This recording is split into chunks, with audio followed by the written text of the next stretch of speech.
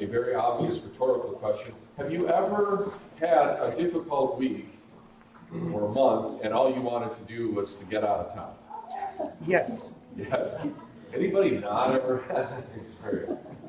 I've always liked being exactly where I am. I've never felt the desire to retreat into the countryside, to the shore, to a lake, to a beautiful place, and not answer the phone, and not look at the computer, and so forth, right? So most of us understand what this is like. Many of us are probably ready already. It's a month into 2024, we're already looking at the calendar. But this is human life. Jesus himself experienced very similar situations. If you look at the mid chapters of the Gospels, especially of Matthew, you see that Jesus was doing his thing, going on tour through Galilee, right? Around the Sea of Galilee and to all those different towns. And frankly, he was bombing. He was not doing well. We think, oh, it's Jesus. Of course, everywhere he went, he was successful because that's how Americans think, right? But no, everywhere he was going, he was not doing well. There were some people who believed, but most people didn't. It said that in some of those towns he could not perform mighty works because of their unbelief, which is really weird. I mean, we think Jesus could have done it anyway. If you really wanted to, you could say, I'll show you, and he could have parted the sea or whatever like that. But that's not how he did things. He waited to hear the response of the people. And as they had faith, so it was done unto them, which is what you see happening in the gospel today as well. And eventually he hears the disciples come and bring a word. It said, the Pharisees were offended about your last sermon, Rabbi. They're angry at you now. And what was his sermon on? Do you remember what it was in Matthew 15, right before this scene? He was talking about that which goes into a person doesn't defile them, but what comes out of their heart. We think, well, yeah, that makes sense, right? That's core Christianity, right? It's not about the outward, it's about your disposition of your heart and everything. Well, that didn't fly. That didn't actually play very well in first century Galilee and the synagogues, because the people in charge there were Pharisees. And the Pharisees were very much interested in making sure that what went into your mouth didn't defile you. They wanted to keep those kosher laws very strictly. They wanted to focus on the outward observances of the law. And Jesus' critique against them consistently was that they weren't really caring about the inner person, the spiritual condition. They were concerned only about outward appearances. And so they got that, and they heard that, and they weren't happy with him. And they would have thought him actually undermining their authority and throwing the whole idea of observing the law into question. And so Jesus decides, maybe it's time for me to get out of town. And so it says that he withdrew to, what you see in your translation from the New King James, to the region of Tyre and Sidon.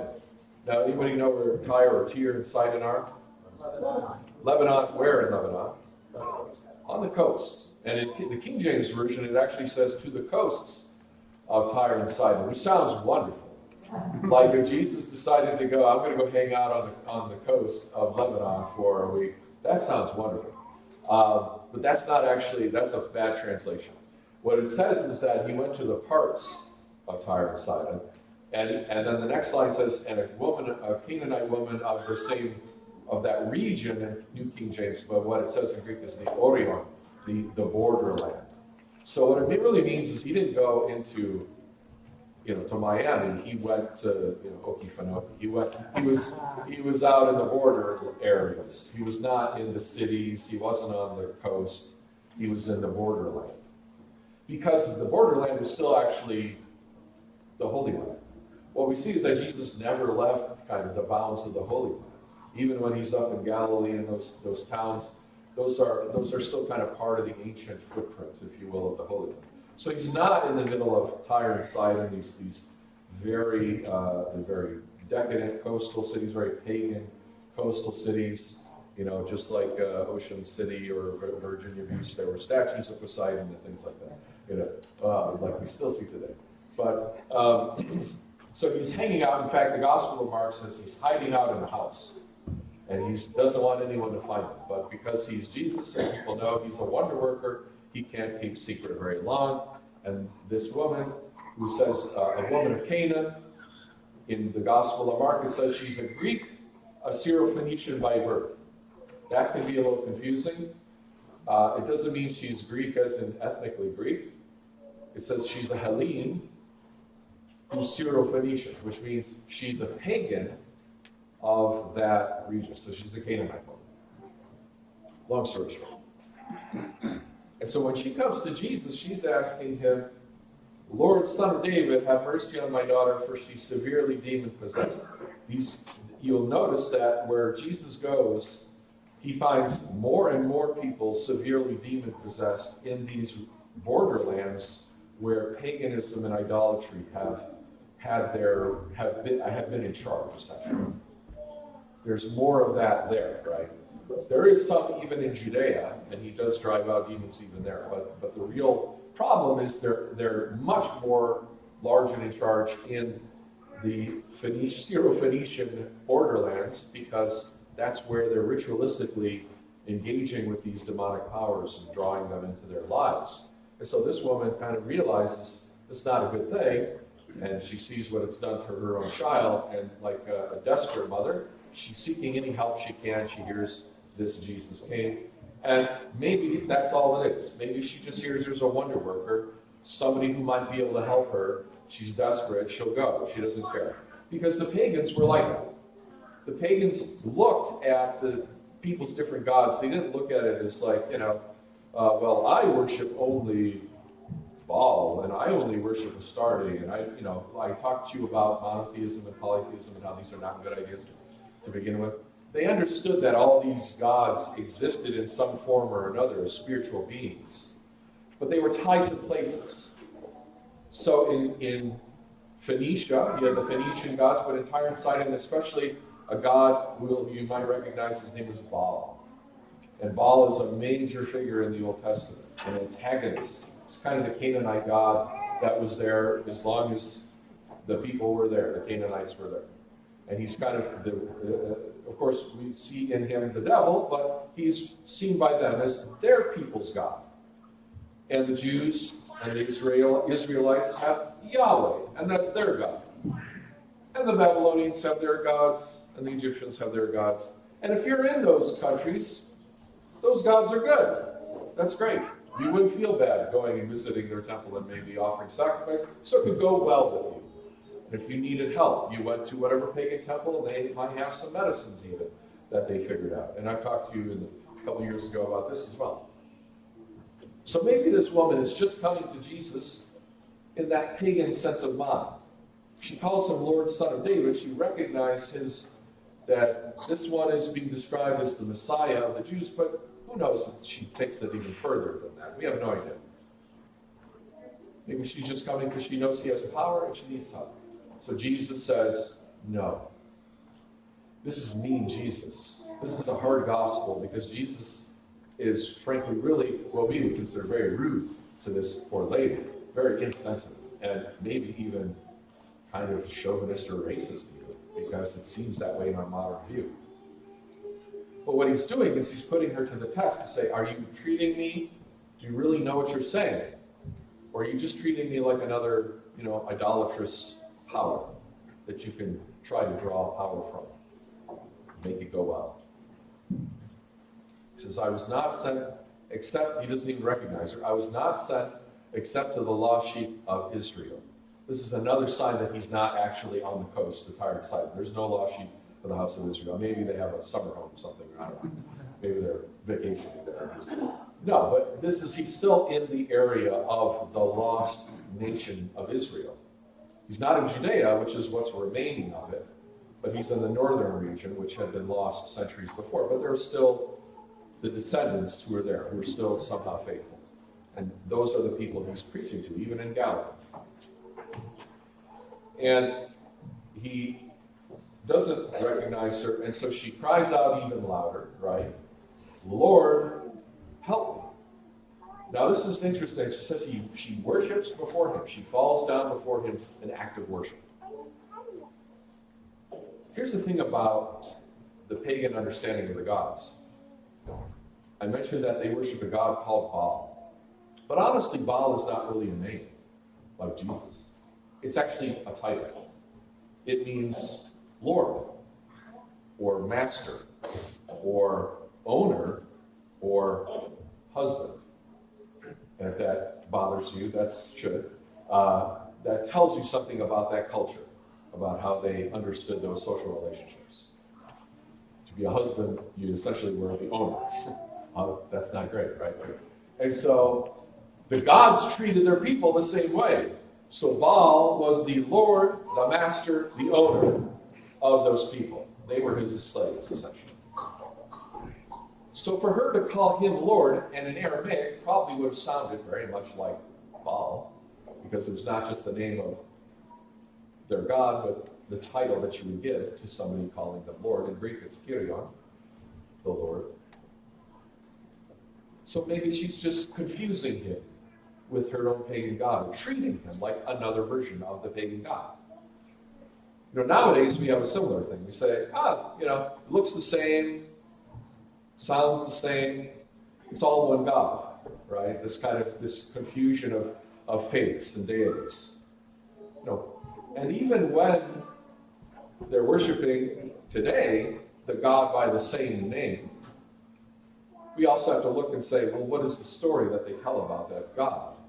What is the character of the God that they're preaching? What is the gospel that they're telling you, right? And you have to say, well, is it really the same God? You have to ask yourself. So is she just confusing it or whatnot? And he says, so he finally responds to her directly, and it says, it's not good to give the children's food and throw it to the little dogs. Oof, that is rough. The children represent the lost sheep, right? The children of Israel, the children of God. The little dogs, that's pretty bad. It's not as bad as it could be, though, just so you know, in context. Because he wasn't calling her just a dog. It was a little dog. A little dog was not the dirty, vicious, dangerous dog that you kept outside, that you did go around, who could bite you. The little dog was, like my little Sebaste in my house, right? Your house pet dog. That's the word there that's being used. So, in a way, he's kind of opening the door to say, you're not a child, but you are kind of part of the house, right? You do belong in the house. Which is kind of a weird thing for him to say it that way. Because the Jews would have had no problem calling them dogs. And they called the Jews dogs. And that was the biggest insult. Still is in that part of the world. Call somebody a dog. But she says this, and this is where finally it's revealed. She is not treating him like just another pagan deity or another source of power. She says, yes, Lord, even so, the little dogs will eat the crumbs that fall from their Lord's table. Master is one of the translations, but it's the same word, Kyrion, the Lord's table. So she's recognizing the spiritual reality that, yes, I'm not a member of the household of God. I'm not a citizen of your people, your holy people, your chosen people. But grant me at least to be treated like the little dog, the little pet that will be allowed in. And of course, Jesus, who is not a Baal-type Lord in the sense of a cruel master or owner or tyrant, is filled with compassion, as he was from the get-go, and reveals. Now your faith is revealed, and let it be according to your word, right? Let it be according to your faith. And her daughter is healed at that very hour, and she's set free, because the woman recognizes the true God. Brothers and sisters, in the ancient world, we tend to think, like, it was so obvious to people, how could they fall away from the worship of Yahweh and go after Baal and these other gods. Because for them, it was all very much alike. The depiction of Baal and these other gods was very similar to the depiction of Yahweh. And the Bible itself, at some points, steals the language of the Canaanites and says, that's actually our God. Like Psalm 24, the Lord is king. He's lift up your gates, raise you arches. The King of glory enters in. That's taken from Canaanite poetry. It's a riffing on it. It's an inversion of it. It's saying, no, that's actually Yahweh. And you see this throughout the Old Testament. Because people made the mistake. They made the confusion. And when pagans came in, they said, it's close enough. Come, worship at our temple. It's good enough. It's close enough. It's all one God, sort of. They're all kind of the same thing. That idea still perpetuates today, of course, in the world. And that's one of the reasons we have to be very careful about how we approach faith as Christians, right? We want to remember we are worshiping a one true God and not different versions that are all equally okay. But more importantly, we have to also ask ourselves, in our life, what have we made master and Lord and owner of us? Who have we been the little dog to? Do we want to be actually children of the household of God? Because so many things in this life are drawing us away and pulling us away and saying, it's okay. It's okay. You don't need to worry about that. You don't need to worry about going to church. You don't need to worry about confessing your faith. It's all okay. It's all good. And that's the temptation from these false gods that are in our lives. You won't find a temple to Baal probably anywhere around here. Maybe there's somebody doing something like that in some weird corner of the United States. I'm sure there are. But it's not like it was. But instead, the American gods, to borrow Neil Gaiman's idea, have come and taken their place. Our money, our jobs, our technologies, even our own families. Sometimes we lift them up and serve them instead of teaching them to join us in serving God. And that can be really dangerous because it looks like a good, virtuous thing to love your family, or to love your job, to love your community even. But those are secondary. They have to be secondary. And only when we first understand who our true Lord and Master is, then we can actually be of good service to everyone else around us. So brothers and sisters, don't be afraid. If you feel like you don't belong, you can come in the door as a little dog. And God will still lift you up. And guess what? He'll make you into one of his children. That's what he does. His great desire is that all men should come to the truth, knowledge of the truth, and be saved. And so that is the ministry that began there, and is now even being fulfilled among us, and unto the ages of ages. Amen. Christ is among us.